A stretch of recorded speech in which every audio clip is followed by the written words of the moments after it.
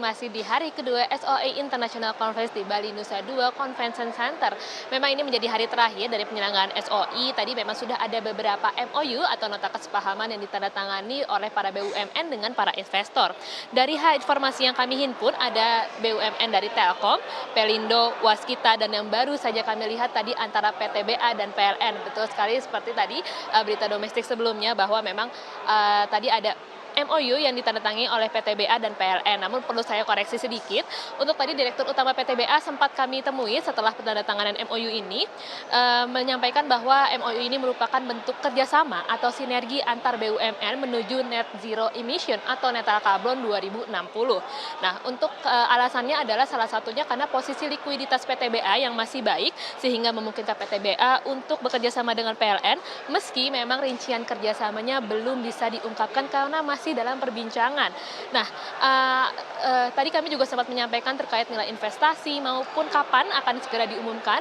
Direktur Utama PTBA menyampaikan bahwa belum bisa menyampaikan apapun terkait rincian kerjasama atau apakah akan dipensiunkan PLTU kapan atau kapan kemudian kesepakatan ini akan mencapai titik temu. Hanya Direktur PTBA menyampaikan bahwa akan segera diketahui secepat-cepatnya karena memang untuk nilainya sendiri masih dalam perhitungan. Berikut petikan wawancara Direktur Utama PTBA Aneka berikut ini. Katakan membeli, tapi kita melakukan kolaborasi ya, kerjasama, memanfaatkan karena PLN dengan kita sama-sama akan menuju net zero emission. Kemudian PTBA ini kebenaran saat ini masih liquid, jadi apa yang ada di PLN itu nanti dikerjasamakan ke kita, diambil alih oleh kita tentunya. Nah, ini masih berproses. Selain penandatanganan MOU, juga kami tadi melihat keterangan pers dari Wakil Menteri BUMN 2, Kartiko Wiroatmojo, yang menyampaikan beberapa update terkait poin penyelenggaraan SOE International Conference. Di antaranya terkait transformasi BUMN yang kemarin juga sempat dibahas oleh Menteri BUMN Erick Thohir. Ia menyampaikan bahwa transformasi BUMN dari struktur kelembagaan dengan konsolidasi beberapa BUMN, dan sempat membocorkan juga bahwa akan ada ke BUMN yang kembali merger, yakni antara Damri dan PPD. Lalu juga terkait inovasi bisnis dan transformasi kelembagaan di internal BUMN, membuat BUMN sekarang memang sudah semakin kuat dengan revenue yang juga semakin bagus. Nah, tadi juga sempat kami singgung terkait MOU antara Telkom, ini mengenai data center strategis, di mana Telkom nanti dengan Sigma akan membentuk anak usaha untuk mengelola data center, karena memang pengembangan bisnis data center ini cukup tinggi, di mana capex-nya diperkirakan akan menjadi 25% dari revenue. Lalu juga ada isu-isu yang sempat diupdate oleh Wakil Menteri BUMN 2, ini salah satunya terkait Garuda.